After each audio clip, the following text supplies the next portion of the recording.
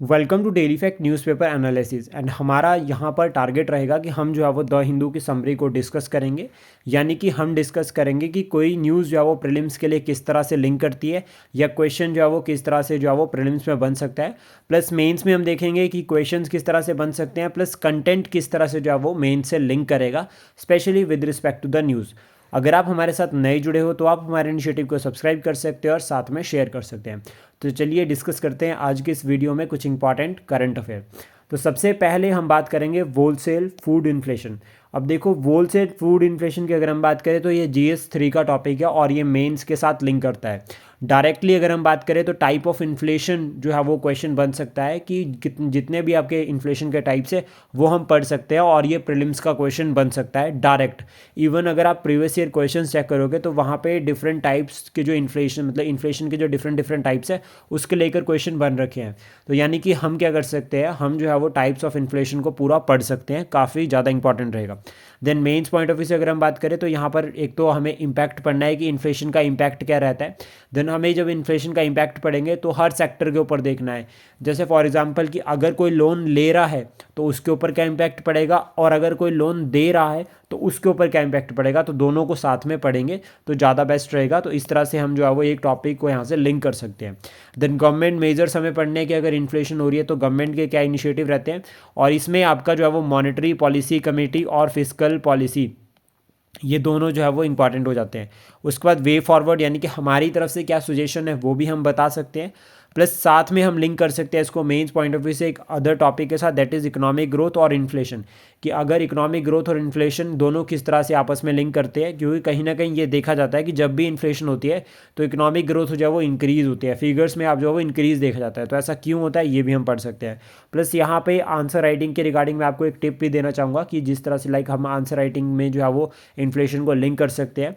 तो सबसे पहले हमें लर्न करना है एग्जैक्ट डेफिनेशन इन्फ्लेशन की अकॉर्डिंग टू लाइक आपके पास अगर हम बात करें वर्ल्ड बैंक हो गया या RBI हो गया या आपका जो है वो फाइनेंस कमीशन हो गया, या फिर अगर हम बात करें नीति आयोग या कोई भी एक इंस्टीट्यूशन जो कि आपका जो है वो लिंक करता हो इकोनॉमिक डेवलपमेंट के साथ या इकोनॉमिक ग्रोथ के साथ या इकोनॉमी के सेक्टर के साथ, तो उसके अकॉर्डिंग जो है वो हमें यहाँ पर डेफिनेशन लिखनी है। या फिर आप जो है वो यहाँ पर ऑथर को या फिर किसी राइटर को भी मेंशन करते हैं, या फिर आपको किसी भी इकोनॉमिस्ट की डेफिनेशन आप यहाँ पर लिख सकते हैं। तो ये क्लियर रहेगा। प्लस साथ में आंसर राइटिंग के रिगार्डिंग दूसरा पॉइंट हमें याद रखना है विद रिस्पेक्ट टू इन्फ्लेशन कि डाटा और इन्फ्लेशन ट्रेंड हमारे पास होना चाहिए। और डाटा अगर हम बात करें तो 6 मंथ्स का डाटा होना चाहिए। 6 महीने से ज़्यादा पुराना डाटा जो है वो आंसर राइटिंग के लिए उतना वैलिड नहीं रहता है। प्लस साथ में हमें इकोनॉमिक सर्वे से जो है वो डाटा उठा सकते हैं, तो वो बेस्ट ऑप्शन रहेगा। नेक्स्ट अगर हम बात करें तो labour committee ask centre to increase minimum PF pension. तो देखो ये दो तरह से लिंक करेगा। एक तो GS2 का टॉपिक है, यानी कि आपका गवर्नमेंट का इनिशिएटिव यहाँ पे बात की जा रही है, गवर्नमेंट स्कीम यहाँ पर बात की जा रही है। सेकंड उसके बाद यहाँ पर हमें GS2 से लिंक करना है पार्लियामेंट्री कमेटीज़, क्योंकि कहीं ना कहीं यहाँ पे पार्लियामेंट्री स्टैंडिंग कमेटी की बात की जाइए। तो कितनी कमेटीज़ होती है, उनके टाइप्स हमें पता होने चाहिए, फंक्शंस हमें पता होने चाहिए कि क्या क्या फंक्शन है, इसको हम साथ के साथ में पढ़ सकते हैं। और सिग्निफिकेंस की जो कमेटीज़ है इनका सिग्निफिकेंस रहता है, क्या रहता है डेमोक्रेटिक गवर्नमेंट में। उसके बाद चैलेंजेस क्या है अभी प्रेजेंट टाइम में और क्या वे फॉरवर्ड हो सकता है, उसको भी हम साथ के साथ में बता सकते हैं। फिर उसके बाद एक टॉपिक और यहाँ से हम पढ़ सकते हैं, that is pension system. Pension system में सबसे पहले तो हमें सोशल वेलफेयर के कंसेप्ट को समझना है कि गवर्नमेंट क्या कह रही है सोशल वेलफेयर को प्रमोट करने के लिए, और क्या जो है वो सरकार के इनिशिएटिव्स है। देन उसका गवर्नमेंट का क्या विज़न है ये क्लियर करना जरूरी है। और जब भी हम आंसर राइटिंग करते हैं तो हम डायरेक्ट विज़न को लिख सकते हैं, तो वो एक अच्छा ऑप्शन रहेगा। देन रिसेंट चैलेंजेस क्या रह रहे हैं वो हम बता सकते हैं। प्लस साथ में उसके बाद हमें कंपैरिजन भी करना है यहाँ पर पेंशन सिस्टम को। फॉर एग्जांपल आपका NPS और OPS काफ़ी न्यूज़ में रहते हैं, तो हम इन दोनों को साथ में कंपेयर कर सकते हैं। तो अगर हम इस अप्रोच के साथ चल रहे हैं तो हमारा जो है वो ओवरऑल GS भी कवर हो रहा है साथ में, और न्यूज़पेपर भी कवर होगा। देन उसका नेक्स्ट टॉपिक की अगर हम बात करें यहाँ पर तो रिमूवल ऑफ जजेस की बात की जा रही है, और ये काफ़ी न्यूज़ में रह रहा है। और जजेस के रिमूवल के रिगार्डिंग ये टॉपिक जो है वो GS2 से लिंक करता है, और प्रीलिम्स पॉइंट ऑफ व्यू से इंपॉर्टेंट होता है आर्टिकल्स। जैसे फॉर एग्जांपल सुप्रीम कोर्ट की अगर हम बात करें तो आर्टिकल 124 लिंक करता है जजेस के साथ। सिमिलर हाई कोर्ट का आर्टिकल भी आप लर्न कर सकते हैं। और साथ में प्रीलिम्स के लिए हमें कॉलेजियम सिस्टम को पढ़ना है, क्योंकि अपॉइंटमेंट भी हो रही है। तो अगर इम्पीचमेंट की बात करें तो अपॉइंटमेंट को इग्नोर करना जो है वो सही नहीं रहेगा। इम्पीचमेंट और आपका अपॉइंटमेंट दोनों को साथ में पढ़ेंगे। प्लस साथ में स्ट्रेंथ ऑफ जुडिशरी मैटर करता है। जैसे फॉर एग्जांपल एक अगर हम बात करें 34 की स्ट्रेंथ जो है आपकी प्रेजेंट टाइम में जो है वो सुप्रीम कोर्ट की है। हाई कोर्ट अगर हम बात करें टोटल जो है वो 25 है। तो बेसिक हम याद कर सकते हैं। उसके बाद मेंस पॉइंट ऑफ व्यू से किस तरह से लिंक करता है, तो सबसे पहला हमें इंपीचमेंट ऑफ जजेस में प्रोसेस और प्रोसीजर पूरा पढ़ना है कि क्या प्रोसेस है और क्या प्रोसीजर है। देन उसका इम्पैक्ट क्या रहता है कि अगर जजेस को रिमूव किया जाता है या फिर इम्पीचमेंट अगर आ रही है तो इससे जो है वो जुडिशरी की तरफ जो है वो थोड़े से चैलेंजेस रेज हो जाते हैं। तो वो चैलेंजेस हम अपने माइंड में रख सकते हैं और पूरा जो है वो इस तरह इस अप्रोच को लेकर टॉपिक को पढ़ सकते हैं। देन प्रीवियस केसेस पढ़ने जरूरी है कि पहले किस किस की इम्पीचमेंट हो रखी है, तो ये भी मैटर करता है। देन उसके बाद पार्लियामेंट का क्या रोल रहता है इसमें। पार्लियामेंट जो है वो कैसी जुडिशल बॉडी बन जाती है जब भी इम्पीचमेंट की बात आती है, तो उस कंसेप्ट को हम पढ़ सकते हैं साथ में। प्लस जुडिशल अकाउंटेबिलिटी और ट्रांसपेरेंसी का कंसर्न जो है वो यहाँ पर रहता है, तो उसको भी हम साथ में लिंक कर सकते हैं। और इसमें जो है वो फिर वही है कि लोगों का कानून में विश्वास या लोगों का जुडिशियल सिस्टम है उसमें कितना विश्वास है, उसको भी हम यहाँ पर साथ में पढ़ सकते हैं। प्लस चेक एंड बैलेंसेस का जो प्रिंसिपल है जिसमें हमने कहा जाता है कि हमारे यहाँ पर जो है वो कॉन्स्टिट्यूशन सुप्रीम है, तो वो वाला कंसेप्ट को भी यहाँ पर लिंक करके पढ़ा जा सकता है, काफ़ी इंपॉर्टेंट रहेगा। देन उसके बाद नेक्स्ट टॉपिक अगर हम बात करें तो ये ला नीना यानी कि आपका ज्योग्राफी से लिंक करता है। ये GS1 का टॉपिक है, मेंस का ये टॉपिक है, लेकिन प्रीलिम्स में भी क्वेश्चन बन जाते हैं। तो सबसे पहले क्लियर होना चाहिए कि ला नीना होता क्या है और इसका क्या इंपैक्ट रहता है, यानी कि आपका इल नीनो और ला नीना, इल नीना ला नीना दोनों के बारे में आपको क्लियर पता होना चाहिए। बेसिक फीचर्स पता होने चाहिए इनके, ज्योग्राफिकल पॉइंट ऑफ व्यू से सिग्निफिकेंस हमें क्लियर होना चाहिए। अब सिग्निफिकेंस को पढ़ने का यहाँ पे दो तरीके से जो है वो सिग्निफिकेंस पढ़ सकते हैं, पहला इंडिया पॉइंट ऑफ व्यू से और सेकंड उसके बाद जो है वो आपका वर्ल्ड पॉइंट ऑफ व्यू से। और यहाँ पर इंडियन क्लाइमेट और वर्ल्ड क्लाइमेट दोनों को देख रहे हैं। फिर हम यहाँ पर जो है वो एक्स्ट्रा टॉपिक्स को जो पढ़ सकते हैं वो है आपका मॉनसून और Indian ocean dipole movement. Indian ocean dipole movement similar जो है वो आपका एल नीनो ला नीना के साथ लिंक करती है, तो इन दोनों को भी साथ के साथ में हम रिवाइज कर सकते हैं। फिर उसके बाद मेंस के लिए डाटा हमारे पास होना चाहिए with respect to El Nino, और यहाँ पर हमारे पास जो है वो लास्ट 3 ईयर्स का डाटा होना चाहिए। प्लस कोशिश हमें करनी है कि IPCC या फिर अगर हम बात करें वर्ल्ड मेट्रोलॉजिकल ऑर्गेनाइजेशन, इनका डाटा हमें ऐड करना है। प्लस टर्म्स न्यूज़ में रहती है, लाइक जैसे यहाँ पर इस एडिटोरियल में जो है वो एक टर्म मेंशन की गई है, that is triple dip La Nino. तो ये इंपॉर्टेंट रहेगा। इस तरह से जो है वो टर्म्स अगर न्यूज़ में रहते हैं तो उसको हम पढ़ सकते हैं। प्लस साथ में मैं आपको यहाँ पर बताना चाहूँगा कि ज्योग्राफी के रिगार्डिंग जो है टर्म्स बहुत इंपॉर्टेंट होती है। अभी अगर आप ज्योग्राफी से रिलेटेड मेंस पे क्वेश्चन देखोगे तो करंट बेस्ड टर्म्स पर पूरे पूरे जो है वो क्वेश्चन बन रखे हैं मेंस में, तो ये काफ़ी इंपॉर्टेंट रहता है। देन उसके बाद नेक्स्ट अगर हम बात करें तो ये ग्रीन हाइड्रोजन से लिंक करता है। अभी क्या है, अगर आपके पास पूरा टाइम एडिटोरियल पढ़ने का है तो आप पढ़ सकते हैं, लेकिन अगर आप हमारी वीडियो को देख रहे हैं तो उसके साथ में जो टॉपिक्स हम बता रहे हैं आप इसके ऊपर नोट्स बना सकते हैं। जनरली इसके ऊपर टाइम लगेगा, 10 दिन इसके ऊपर टाइम लग सकता है, लेकिन उसके बाद जब आप एक कंटिन्यूटी बन जाएगी और टॉपिक के रिगार्डिंग अंडरस्टैंडिंग हो जाएगी तो फिर अपने आप जो है वो पॉइंट्स जो है वो माइंड में आने शुरू हो जाएंगे। जैसे ग्रीन हाइड्रोजन की अगर हम बात करें तो सबसे पहले पता होना चाहिए कि ग्रीन हाइड्रोजन है क्या। जब हम यहाँ पर डेफिनेशन की बात करते हैं तो हमें डेफिनेशन अकॉर्डिंग टू UNEP बनाकर चलनी है। यूनाइटेड नेशन एनवायरमेंटल प्रोग्राम क्या कहता है डेफिनेशन के रिगार्डिंग। फिर उसके बाद मेरिट्स और डिमेरिट्स यहाँ पर आपको पता होनी चाहिए। फिर उसके बाद क्यों ग्रीन हाइड्रोजन की तरफ हम जा रहे हैं वो हमें पता होना चाहिए। गवर्नमेंट के क्या इनिशिएटिव्स है, गवर्नमेंट के क्या एफर्ट्स है, फिर चैलेंजेस क्या रह रहे हैं और हमारी तरफ से क्या सुजेशंस या वे फॉरवर्ड हो सकते हैं।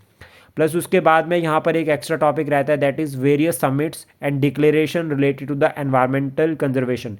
इनको हम प्रीलिम्स पॉइंट ऑफ व्यू से पढ़ सकते हैं, काफ़ी इंपॉर्टेंट रहेंगे। जैसे फॉर एग्जांपल COP29 अभी रिसेंटली हुई, COP16 अभी रिसेंटली हुई, तो इनको हम पढ़ सकते हैं। प्लस साथ में हमें ये भी देखना है कि COP30 कहाँ पर होगी। एक सीक्वेंस बना सकते हैं 25 से लेकर 30 तक का, कौन सी कहाँ पर हो रही है और भारत के लिए क्या इंपॉर्टेंस रहती है, भारत के क्या इनिशिएटिव है वो भी आप यहाँ पर बता सकते हैं। देन नेक्स्ट उसके बाद अगर हम बात करें तो ये इंडियन रेलवे से लिंक करता है। GS3 का ये टॉपिक है, यानी कि आपका इंफ्रास्ट्रक्चर, और यहाँ पर कहीं ना कहीं ग्रीन जो है वो रेलवेज़ की बात की जा रही है, तो यानी कि रिन्यूएबल एनर्जी की तरफ जो फोकस किया जा रहा है। तो इंडियन रेलवे के रिगार्डिंग हमें बेसिक डाटा और वर्ल्ड रैंक पता होना चाहिए कि भारत का रैंक कितना है वर्ल्ड वाइड। प्लस साथ में आप यहाँ पर रेलवे जोन्स को भी पढ़ सकते हैं।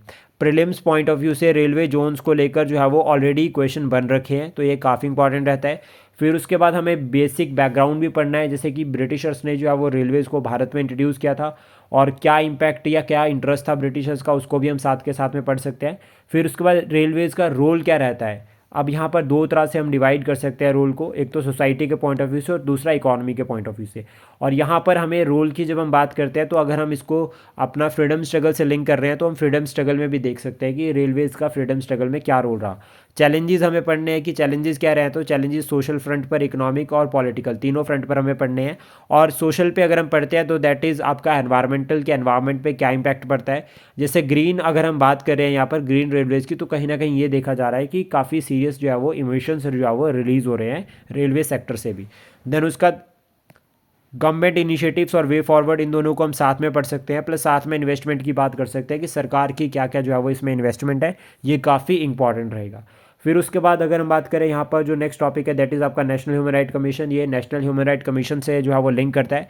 तो ये GS2 का टॉपिक है। प्रीलिम्स पॉइंट ऑफ व्यू से अगर हम बात करें सबसे पहले, तो हमें जो है वो कमीशन के बारे में पता होना चाहिए कि कैसे बना, फॉर्मेशन हमें पता होनी चाहिए, प्रेजेंट चेयरमैन कौन है, फर्स्ट चेयरमैन कौन था, मेंबर्स कितने हैं और हेडक्वार्टर कहाँ है, ये तो इंपॉर्टेंट हो गया। प्लस साथ में उसके बाद हमें ये भी पढ़ना है कि फॉर्मेशन ईयर कब का है, क्योंकि एग्ज़ाम में अगर देखोगे तो क्वेश्चन इस तरह से बन रखे हैं। जैसे कि अगर हम इस बार बात करें तो इस बार एग्ज़ाम में पूछा गया था कि जो आपका वुमेन कमीशन है, ठीक है, वुमेन के रिगार्डिंग जो कमीशन है वो कौन से ईयर में बन रखा है, नेशनल कमीशन फॉर वुमेन। इस तरह से जो कमीशन है वो इंपॉर्टेंट रहते हैं। प्लस आप यहाँ से हमें ये भी क्लियर होता है कि जो नॉन कॉन्स्टिट्यूशनल बॉडीज़ है उनको भी हम पढ़ सकते हैं।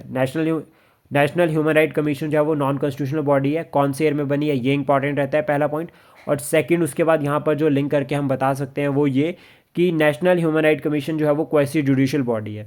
देन उसके बाद यहाँ पर जो है वो हम मेंस पॉइंट ऑफ व्यू से अगर हम बात करें तो सोशल, यानी कि हमें रोल और सिग्निफिकेंस पढ़ना है सोशल पॉइंट ऑफ व्यू से और इकोनॉमिक पॉइंट ऑफ व्यू से। रिपोर्ट्स और डाटा जो है वो मेंस के लिए हेल्प करेगा, ये जो है वो हमारे जो आंसर को एनरिच करेगा। चैलेंजेस हम पढ़ सकते हैं मेंस पॉइंट ऑफ व्यू से, सुजेशंस हमारे रह सकते हैं, और फिर कंक्लूजन हमेशा याद रखना है कि न्यूट्रल होना चाहिए। देन उसके बाद नेक्स्ट अगर हम बात करें तो वन नेशन वन पोल की बात यहाँ पर की जा रही है, यानी कि साइमल्टेनियस इलेक्शन। ये टॉपिक जो है वो मेंस पॉइंट ऑफ व्यू से काफ़ी इंपॉर्टेंट रहेगा। तो सबसे पहले तो ये याद रखना है कि GS2 का ये टॉपिक है और इस टॉपिक पर एस्से भी बन सकता है, तो एस्से के रिगार्डिंग भी टॉपिक काफ़ी इंपॉर्टेंट रहेगा। वन नेशन वन इलेक्शन की सबसे पहले बेसिक क्लियर होना चाहिए कि बेसिक कंसेप्ट है क्या, और रिसेंट फैक्टर हम पढ़ सकते हैं। प्लस हम हिस्टोरिकल बैकग्राउंड को भी पढ़ सकते हैं इसके रिगार्डिंग, जैसा कि 1951 से लेकर 1967 तक जो है वो ऑलरेडी साइमल्टेनियस इलेक्शन जो है वो एग्जिस्ट करते थे इंडिया में। देन उसके बाद मेरिट्स क्या है, डीमेरिट्स क्या है, विद डाटा हमें इसको पढ़ना है। फिर गवर्नमेंट के क्या जो आपके एम्बिशंस है इसके रिगार्डिंग की, जो ये आप वन नेशन वन इलेक्शन को लेकर आ रहे हैं, सरकार का क्या टारगेट है इसके पीछे। प्लस साथ में पॉजिटिव कंक्लूजन हमें बनाना है इसमें, प्लस हमारे सुजेशंस भी होने चाहिए कि हमारी तरफ से क्या सुजेशंस इसमें रह सकते हैं। फिर उसके बाद यहाँ पर दूसरा जो टॉपिक आता है दैट इज़ फेडरलिज्म। इसको इग्नोर नहीं कर सकते क्योंकि कहीं ना कहीं यहाँ पर इस न्यूज़ में बात की जा रही है फेडरलिज्म की। तो फेडरलिज्म क्या होता है क्लियर होना चाहिए पहले, फीचर्स क्या रहते हैं, डेफिनेशन क्या रहती है, टाइप्स क्या रहते हैं। जैसे फॉर एग्जांपल कोऑपरेटिव फेडरलिज्म हम बता सकते हैं, कॉम्पिटिटिव फेडरलिज्म हम बता सकते हैं, रिसेंट चैलेंजेस क्या है, गवर्नमेंट के इनिशिएटिव्स क्या है वो हम पढ़ सकते हैं, सुजेशंस हम पढ़ सकते हैं, प्लस साथ में न्यूट्रल जो है वो हमें कंक्लूजन बनाना है। तो इस तरह से हम इस टॉपिक को भी जो है वो पूरा कंप्लीट कर सकते हैं।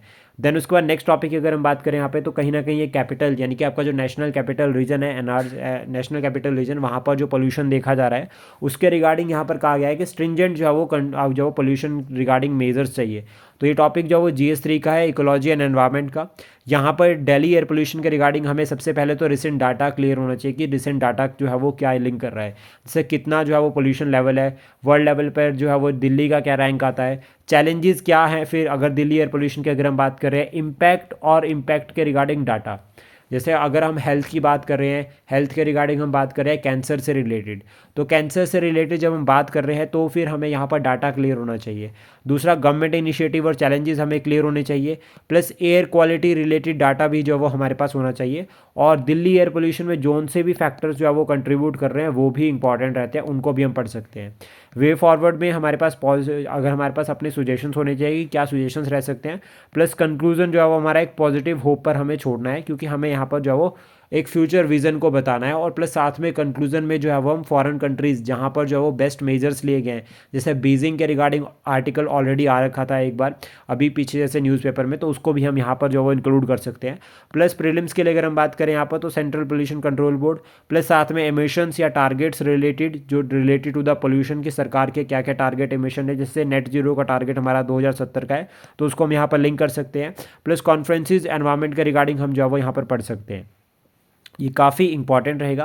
प्लस उसके बाद जो अगर हम बात करें यहाँ पे नेक्स्ट टॉपिक के बारे में, तो इसमें जो है वो जाकिर हुसैन जो है वो हमारे बीच में नहीं रहे अब, तो इसमें GS1 के रिगार्डिंग ये टॉपिक हमारे लिए इंपॉर्टेंट रहेगा। देखो सबसे पहले तो करंट से पूछा जा सकता है कि वो कौन सी फील्ड से लिंक करते थे, तो यहाँ पे हमें इनके अचीवमेंट्स और अवार्ड्स के बारे में जो है वो प्रॉपर नॉलेज रखनी है, पूछा जा सकता है।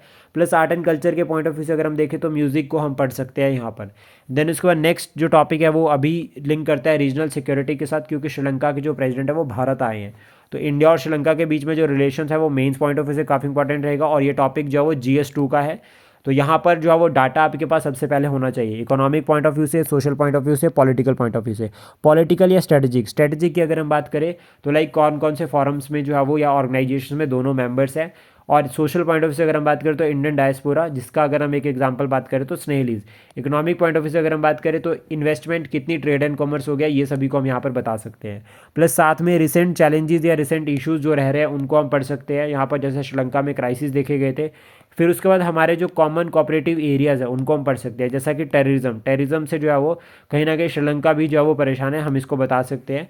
देन उसके बाद यहाँ पर चाइना फैक्टर हम पढ़ सकते हैं, चाइना की जो प्रेजेंस अगर हम देख रहे हैं, चाइना या फिर नॉर्थ आपका जो है वो यहाँ पर इंडियन ओशन में, अभी नेपाल ने भी जो है वो आपका बेल्ट एंड रोड इनिशिएटिव को ज्वाइन किया है, और साथ में आपका श्रीलंका और ऑलरेडी जो है वो पाकिस्तान जो है वो बेल्ट एंड रोड इनिशिएटिव के मेंबर है। तो ये हमारे लिए कंसर्न रहता है, सुजेशंस हमारे यहाँ पर होने चाहिए और पॉजिटिव जो है वो हमारा कंक्लूजन होना चाहिए। प्लस साथ में भारत के नेबरहुड में जितने भी चैलेंजेस आते हैं, इम्पैक्ट आते हैं और सोल्यूशन आते हैं, ये इसी न्यूज़ से जो है वो आपका एक्स्ट्रा टॉपिक्स जो है वो लिंक कर जाते हैं हमारे सिलेबस के साथ। एट द एंड मैं आपको बताना चाहूँगा कि करंट अफेयर के रिगार्डिंग जो है वो हमारी लाइव क्लासेस भी चल रही है, और लाइव क्लासेस में अगर आप हमारे साथ जुड़ना चाहते हैं तो आप हमें कॉन्टैक्ट कर सकते हैं। Thank you, please support, share and subscribe daily fact.